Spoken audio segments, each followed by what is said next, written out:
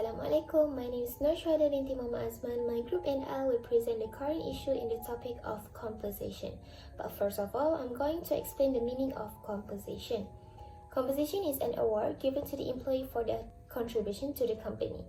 This reward will encourage employees to work harder and achieve more. Compensation can be in monetary and non-monetary. Example of monetary reward are compensated for their time and talent such as free meals, unlimited vacation times, good healthcare, bonuses, and so on. However, non-monetary rewards such as gift provided to employees as a show of appreciation for their effort, such as flexible working hour, the ability to work remotely, access to gym membership, as well as a casual dress code.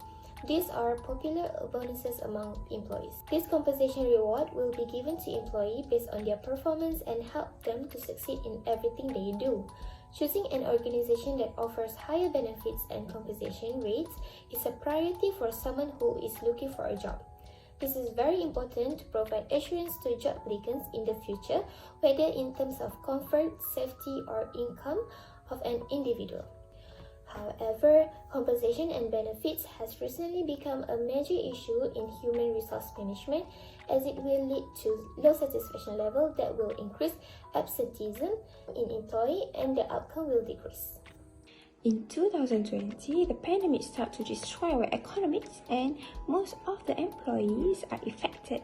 And now we are returning from pandemic to pre-pandemic levels and the government has taken a step to increase the minimum wage rate into HRM533. This step will improve the financial well-being for the lower income employees and can bring up the economic growth. The company needs to ensure their compensation and benefits are competitive to attract and retain the right employee, and that is signaling the relative stability amid inflationary pressure and supply chain issue when increasing its share, service and outsourcing SSO. On top of that, the employee may get a higher payout bonus. Look for the other effects when the government set the new minimum wage rates. Indirectly, the company's financial will increase in their operating costs and overhead costs. Company may withdraw petrol subsidies, medical expenses, and reduce their annual leave from 18 to 14 in order to reduce their expenses.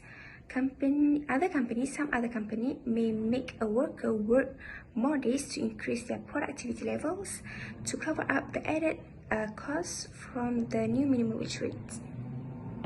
For the solution and recommendation, I pass to my group members. The issues of increment of salary will indeed affect the employer because the company has to incur more expenses than they usually spent before. Well, in this case, the National Wages Consultative Council play a big role with responsibility of conducting research on all issues pertaining to minimum wages. They must engage with relevant details and examine if the pay increase is reasonable for every industry or employer because some of them are still in a recovery phase from COVID-19 impact. Another solution imposed is to reward an organization and its employers with tax breaks to assist them in offsetting or covering the supposed costs of paying greater salaries in the coming years.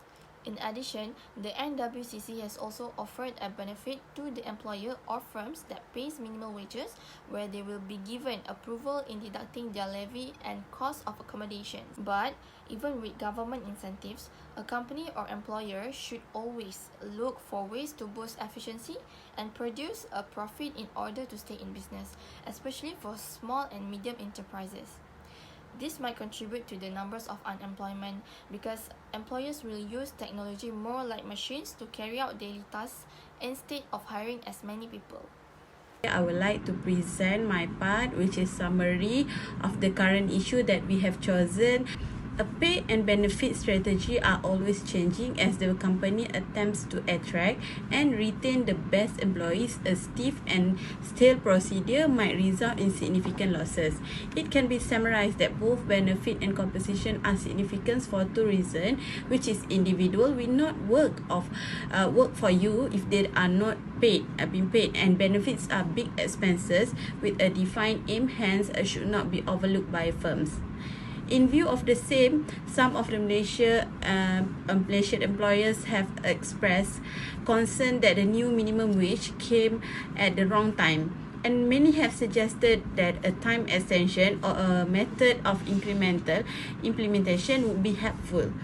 The increase in the minimum wages and to allow for employers to adjust their overall operations to align with current market situations. It is therefore encouraging to see that the Malaysian government has taken some of the concerns of employers into account in issuing the MWO 2022 with the grace period afforded to business with 5 and fewer employers, a welcome measure affected employers.